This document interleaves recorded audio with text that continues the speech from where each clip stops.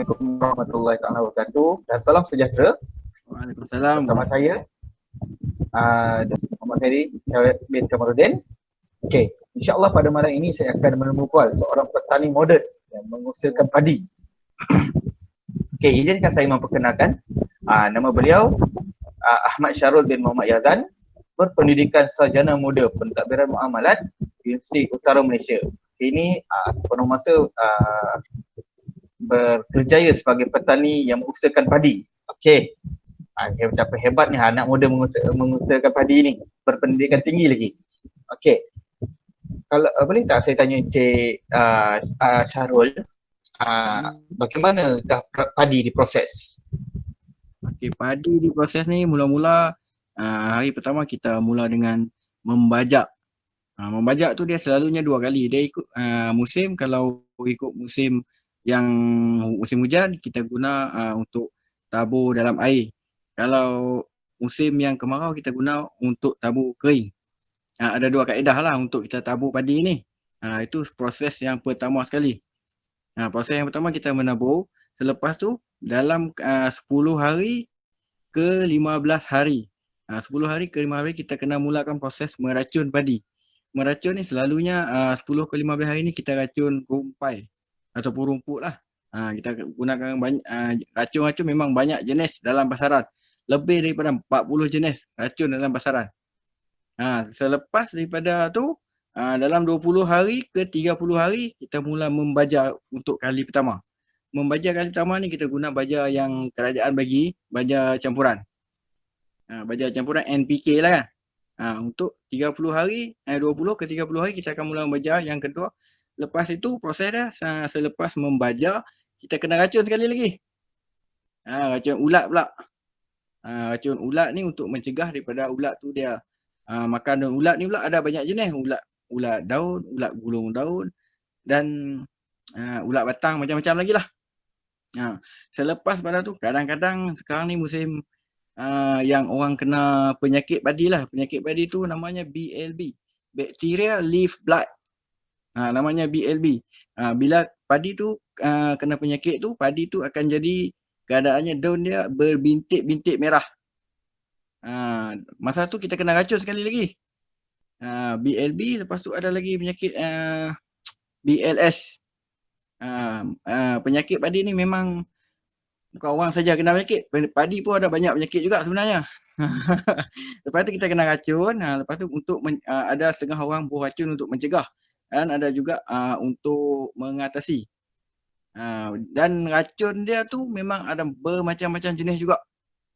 Tapi untuk ada setengah orang kaedah dia macam dia nak bagi padi dia cantik, ditambah lagi vitamin padi. Dan sekarang ni kita tengok produk-produk dalam pasaran untuk vitamin padi pun dah makin bermacam-macam jenis. Usahawan tu macam-macam, banyak daripada usahawan Melayu, Cina, India, macam-macam. Untuk produk lebih kurang untuk produk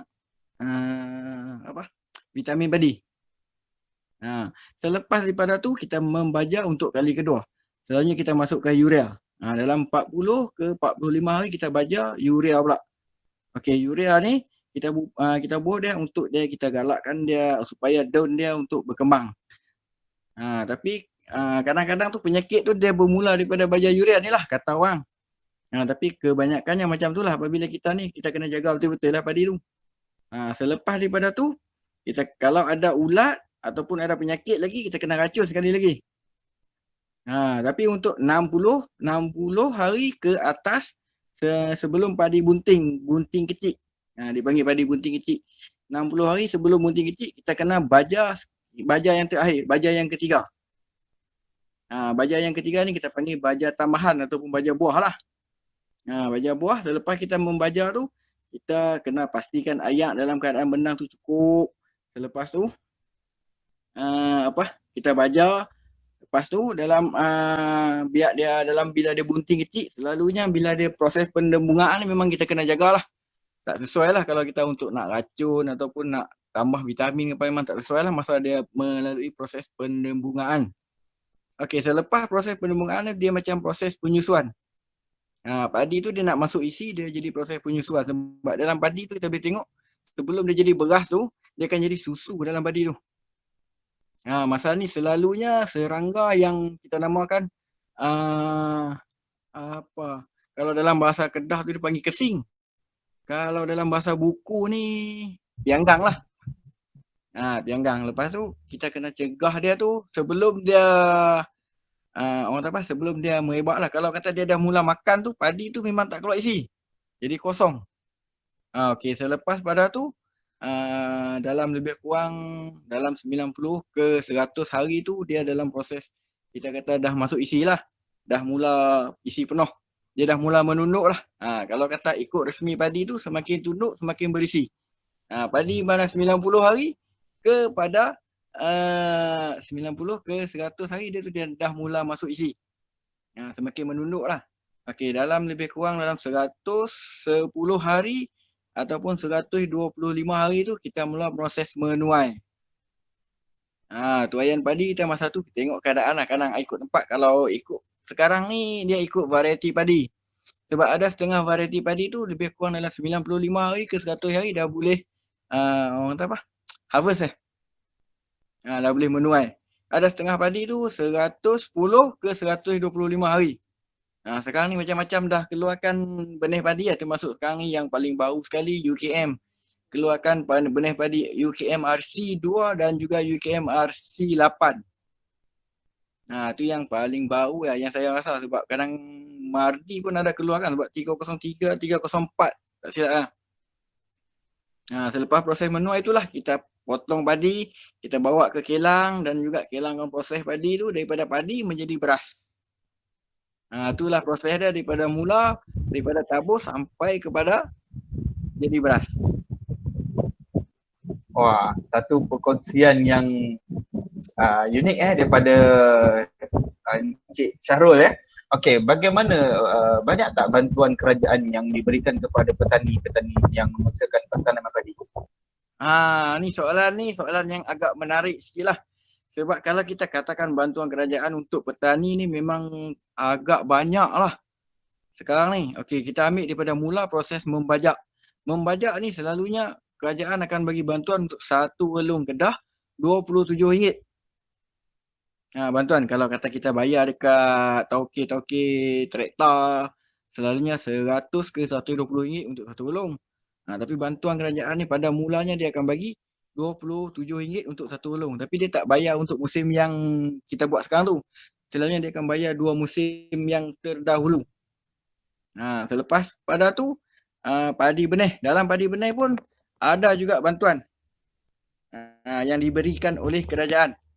Bantuan padi benih mungkin dalam RM10 untuk satu kampit, tak silap. Selepas padi benih, bantuan untuk racun. Bantuan untuk racun ni dipanggil SIPP, Skim Insentif Pertanian Padi. Itu daripada kerajaan. Dia bagi lebih kurang dia ikut keluasan padi yang kita buat. Itu bantuan untuk racun. Okey, selepas untuk racun, kita ada lagi bantuan untuk baja. Bantuan untuk baja ni memang sepenuhnya lah daripada kerajaan. Sebab dia akan bagi kita baja campuran ataupun baja yang first. Lepas itu baja kedua, baja urea. Dan yang ketiga, baja tambahan ataupun baja buah. Yang itu memang sepenuhnya bantuan daripada kerajaan. Okey, itu baja. Pelak daripada pertama, membajak, racun, baja. Selepas itu ada lagi bantuan pula, subsidi untuk harga padi. Bila kita jual padi, kita dah tuai, kita dah jual padi, duit padi tu kita dapat dan kita dapat juga subsidi daripada harga padi. Jumlah yang kita jual tu. Jadi semakin banyak kita jual padi tu, semakin banyaklah subsidi yang kita dapat. Tu sedikit sebanyak bantuan daripada kerajaan tapi memang banyak lah rasanya. Okey. Okey, Saudara Ahmad Syahrul, saya nak tanya apakah ancaman utama kepada industri pertanian padi? Ancaman utama. Pertama sekali memang kita tahulah ancaman utama ni daripada import kan. Sebab kita ni banyak bergantung kepada padi import. Selepas itu kita tengok macam kilang-kilang pun dah makin tak banyak lah. Kalau ikut tu kilang Melayu yang ada saya ingat saya lebih kurang 40 lebih kot. Sekarang ni yang ada sekarang tinggal lebih kurang dalam 11 kilang Melayu saja.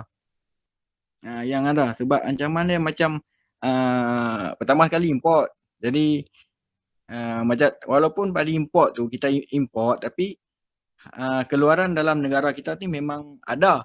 Cuma selalunya tu kadang-kadang orang sekarang ni dia dah kurang minat untuk orang tak apa buat aktiviti pertanian padi ni. Setengah orang tu ada tanah, dia tambun tanah, dia jual, dia buat tanah lot, dia jual. Jadi semakin berkurang, semakin lemah, semakin berkurang. Jadi ancaman dia ni kita nak cakap untuk apa aktiviti pertanian padi ni memang tanah-tanah pun dah makin berkurang lah. Itu yang pertama ekspor, yang kedua tanah. Lepas tu aktiviti lain seperti orang tak apa anak-anak muda yang kurang minat kepada aktiviti pertanian padi. Sebab sekarang ni kebanyakannya yang buat padi ni orang yang dah berumur, orang yang dah tua-tua, orang yang dah lama-lama lah. Walaupun aktiviti pertanian padi ni kita tengok agak menguntungkan sikit. Memang tak teruk, kerja pun tak teruk orang cakap. Sebab dalam satu musim tu lebih kurang kalau ikut penuh tu di pagi, setiap pagi sampai pukul 11 dah boleh rehat. Tapi kebanyakannya minat orang muda ni dia dah ke arah lain lah. Dia dah kurang minat untuk pertanian. Okey, kalau macam tu apa cadangan, apa Encik Ahmad Syarul punya cadangan supaya dapat menggalakkan orang muda untuk terlibat dalam industri pertanian padi? Untuk menggalakkan orang muda dalam industri pertanian padi ni kadang-kadang kita kena bagi pendedahan juga tentang pertanian suatu perniagaan. Kadang-kadang orang muda ni dia tak faham. Dia ingat kerja petani ni macam cuma tanam padi, lepas tu dapat padi macam tu ya. Kadang-kadang dia tak faham bahawa pertanian ni adalah satu bidang perniagaan yang mana agak menguntungkan kita juga.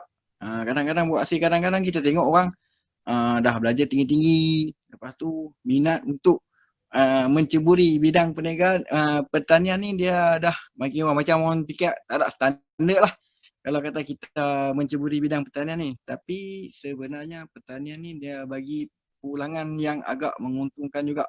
Semakin banyak kita buat, semakin banyak pulangan yang kita dapat. Okey, saya nak tanya juga, kalau sewaktu PKP ada tak kesan kepada pertanian, khususnya padi? Untuk waktu PKP sebenarnya tak ada kesan pun. Sebab semua petani ada surat masing-masing boleh didapatkan di PPK sebagai essential service. Jadi petani boleh jalankan aktiviti pertanian tanpa sekatan. Sebab setiap petani dia berada di bawah PPK. Sebab kalau kata petani tu dia nak tanam sendiri, jadi dia rugilah, dia tak dapat subsidi baja, subsidi apa semua kan. Jadi semua petani di Malaysia ni boleh dikatakan semuanya berdaftar. Jadi mana-mana petani yang berdaftar boleh pergi ambil surat daripada peladang, surat daripada MKN melalui peladang. Peladang kawasan masing-masing. Jadi memang tak ada sekatan lah untuk menjalankan aktiviti pertanian sepanjang PKP. Okey, kalau boleh tak ceritakan kepada saya dan penonton lah, bagaimana kehidupan sebagai seorang petani yang mengusahakan padi?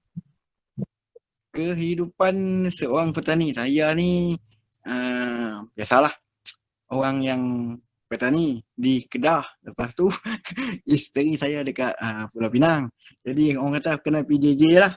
Sebab saya 2 minggu di sana, 2 minggu di sini. Cuma masa PKP itu saya terpaksa tinggal juga dalam masa sebulan. Jadi dalam PJJ ni dengan keadaan petani lagi, kadang-kadang kita sebab padi ni walaupun kita boleh tinggal dia lama, tapi kita kena tengok dia setiap hari. Kadang-kadang hari ni kita pergi tengok tak ada masalah. Esok kita pergi tengok ulat dah penuh. Dia memang kena pantau setiap hari lah. Cuma cabaran saya ni memang kadang-kadang terpaksa tinggal 2 minggu, balik tengok dah kena penyakit penuh satu benang. Itulah cabaran yang ada untuk saya ni. Terima kasih saya ucapkan kepada Encik Ahmad Syarul atas satu perkongsian yang baik. Okey, semoga saranan Encik Ahmad Syarul ni dapat menggalakkan golongan muda khususnya daripada merempit ke buat benda yang bukan-bukan, boleh menceburi bidang pertanian. Okey, terima kasih saya ucapkan kepada Encik Ahmad Syarul atas satu perkongsian.